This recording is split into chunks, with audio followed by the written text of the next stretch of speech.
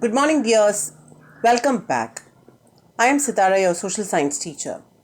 In today's session, we'll continue our learning process of Class 6, Term 1 in Social Science, History, Unit 1, What is History, Part 2. Come, children, let us learn. Before going into today's session, let us have a recap of what we learned in the last one. Dears, we learned about the introduction of history and Stone Age. We know that history is a study of past events in chronological order, and the term history has been derived from the Greek word historia, which means learning by enquiry. In ancient period, people lived in caves, used to draw paintings in rocks called as rock paintings. They might have wished to record their activities through these paintings. The period between the use of first stone tools and the invention of writing system is called as prehistory. Stone tools, excavated materials and rock paintings are the major sources of prehistory. Dear children, in this session we will discuss about the sources of history. Let us understand two new terms. First one is numismatics. Numismatics. Numismatics. That is the study of coins. The study of coins is called as numismatics. Epigraphy. Epigraphy. Epigraphy is a study of inscriptions. The study of coins is called as numismatics, and the study of inscriptions. Inscriptions are writings that we see on the temple walls, stones or monuments. So the study of that inscription is called as epigraphy. Dear children, a historical source is a source from which some information regarding to our history can be collected, regarding to the past can be collected. And the place where they are stored, these collected things are stored, are called as a museum. We can say the sources can be of two types. One is the archaeological sources and the other one is literary sources. The archaeological sources are advanced, isolated into monuments, engravings, coins, antiques. And you can say the literary sources can be classified into religious and secular. So the main archaeological sources could be the artifacts, which include the potteries, the toys, the tools and the ornaments used during that time, which are excavated. The monuments include the palaces, for example, Tirumalai Nayakar Palace or Mahal, and fort like Vellore Fort, the temples, a big temple of Tanjavur, the stupas, the Sanchi Stupa in Madhya Pradesh, and monasteries like Tabang. The inscriptions include the rock edicts and temple wall inscriptions, the metal pillars and copper plates. It also includes the coins which are excavated. Now let us move to the literary sources. Literary sources include secular literature as well as religious literature. Secular literature like the epics and poems, like for example Shakuntalam, and accounts by foreign travelers like Huan Singh and so on. Works of Indian authors like our Tirukural, and folk songs and ballads. Ballads are songs.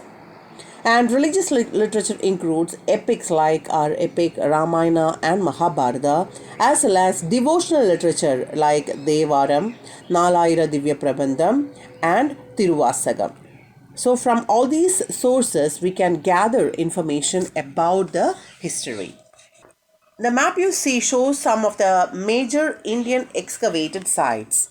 Coming down to the south, you can find your Adichalanur as well as the Adirampakam.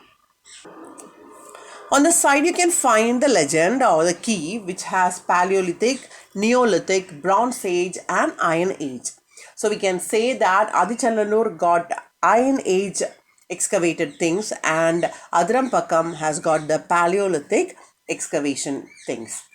You can also find at Hallur, Hunagasagi Valley, Bhimbetka, Lothal, Mehergarh, Burzahom, Kolhidwa, Mahagara, Chirand, and Daujali Hading. So these are the major Indian excavated sites. Now let us understand a little bit about Ashoka the Great. You have heard of Ashoka Chakra?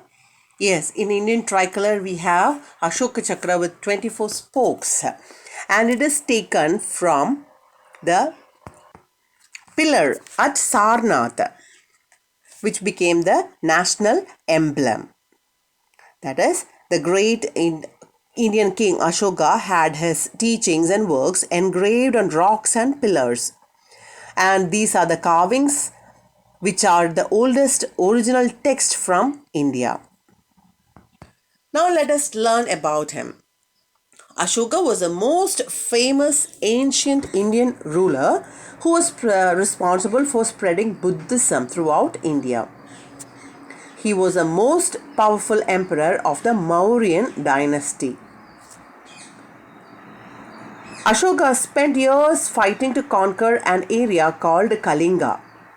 Thousands of people were killed during this conquest. After Ashoka was exposed to the teachings of Buddhism, he regretted all the violence and sufferings he had caused. He gave up fighting wars and focused on spreading the religion of Buddhism. Ashoka sent teachers throughout Asia to spread Buddhism. He founded hospitals for humans and animals, planted roadside trees, and dug wells. He also oversaw the creation of some of the finest works of ancient Indian art. What you see on the map is the extent of Maurya Empire under Ashoka. You can see it stretched from Afghanistan to Bengal to the southern India. You can also find the capitals of the pillars of Ashoka there. These are all thought to be have inaugurated or constructed by Ashoka. You can see the Sarnath Stupa, Stanchi Stupa, and the Stupa at Vaishali, Rampurva, and Lauriya Nandagara. He said, I will change. I will no longer be known as the evil Ashoka, but as Ashoka the angel. Dear children, the most famous ruler of ancient India was Emperor Ashoka. It was during his period that Buddhism spread to different parts of Asia. You can see Buddhism spread to Asia during his reign. Ashoka gave war after seeing many people grieving death after the Kalinga war. Great bloodshed had happened during that war, and he was fed up with the war after seeing the bloodshed. He embraced Buddhism. He started following Buddhism and then devoted his life to spread the message of peace and dharma. Dharma is righteousness. He wanted to spread the message of righteousness and peace. His service for the cause of public good was exemplary. Learn the word exemplary. EXEMPLARY.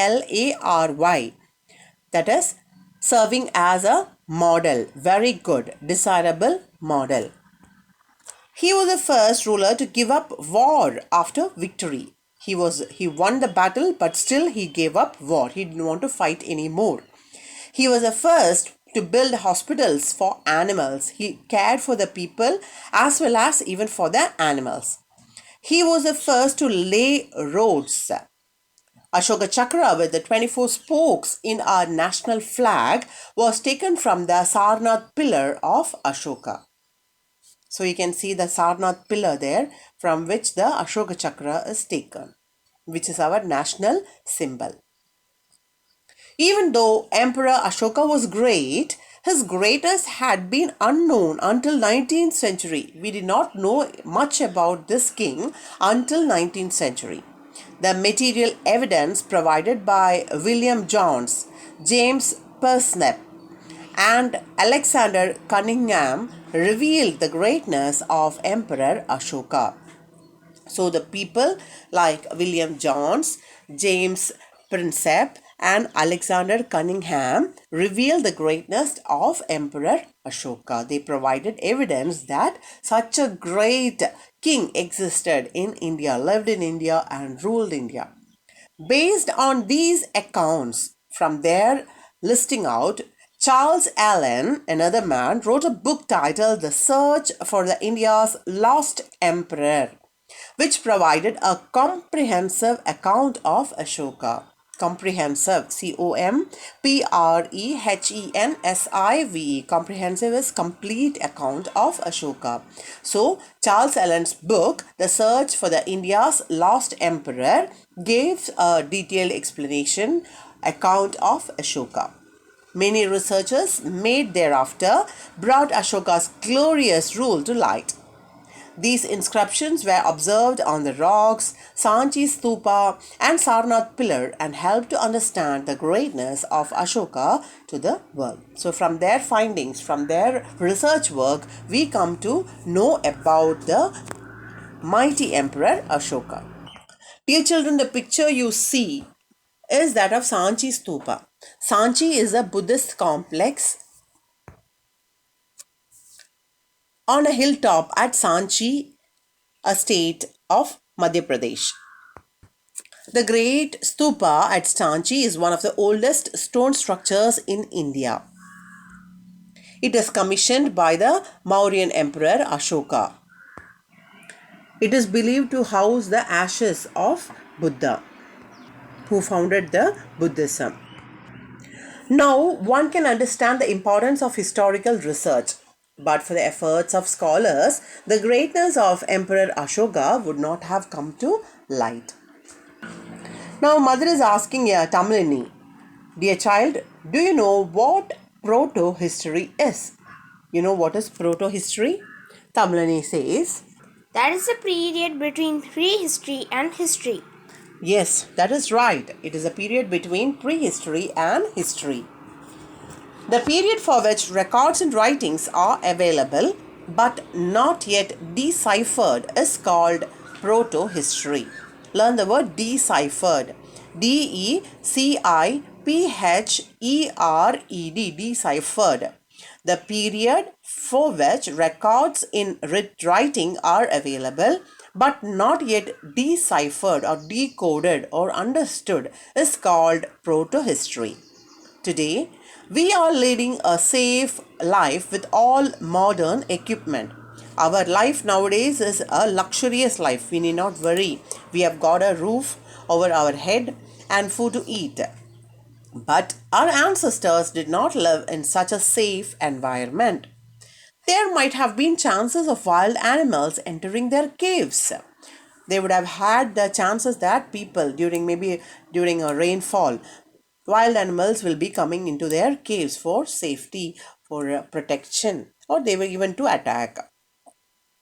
But they realized that dogs could help them to prevent the entry of such dangerous animals by its sniffing skill. So dogs are able to sniff and they would have barked when they saw such animals entering the cave. Hence, they started domesticating. Domesticating, Domesticating, domesticating means to tame or keep it as a pet on a farm. That is the meaning of domestication. So, they started domesticating dogs for the protection and for hunting activities. From this, we know how inscriptions, monuments, copper plates, accounts of foreigners or foreign travelers, and folk tales play a vital role in constructing and reconstructing history. So we come to know that it is very important about the inscriptions, the monuments, the copper plates, the descriptions given by the foreigners who visited India or the travelers who traveled by, and the folklores and the folk tales play the important role in constructing our history. Now let us see the summary of the lesson. Lifestyle of prehistoric people can be understood from the stone tools, rock paintings, fossils and other excavated materials.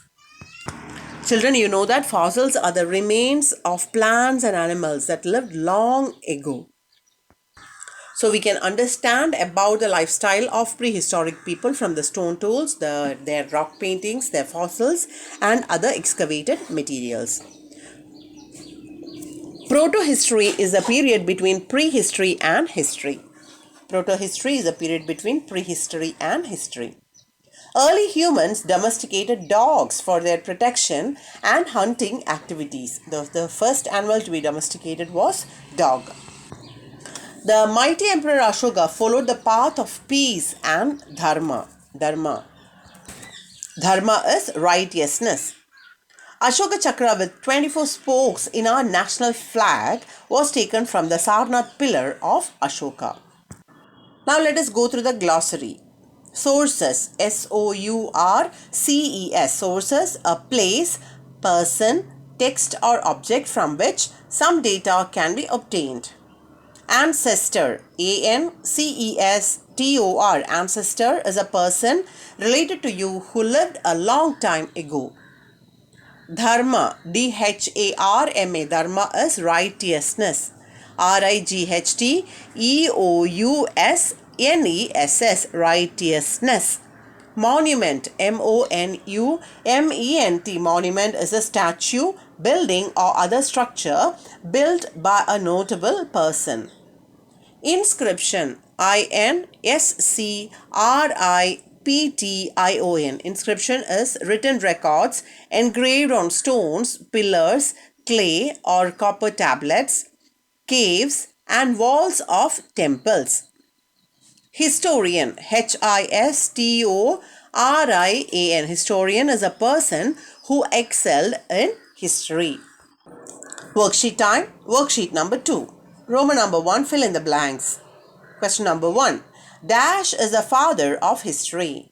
Dash is the father of history. Question number 2. Dash was the first animal tamed by old Stone Age man. Dash was the first animal tamed by old Stone Age man. Question number 3. Inscriptions are dash sources. Inscriptions are dash sources. Question number 4. Ashoka Chakra has dash spokes. Ashoka Chakra has dash spokes. Roman number 2. Answer the following. Question number 1. What do you know about the prehistoric period? What do you know about the prehistoric period? Question number 2. Mention the places from where we got prehistoric tools. Mention the places from where we got prehistoric tools. As we do in the case of worksheet, you have to read the lesson thoroughly and copy the questions. Then write it as home test. After you finish it, send it to my personal WhatsApp number. Time to say bye. Thank you for watching.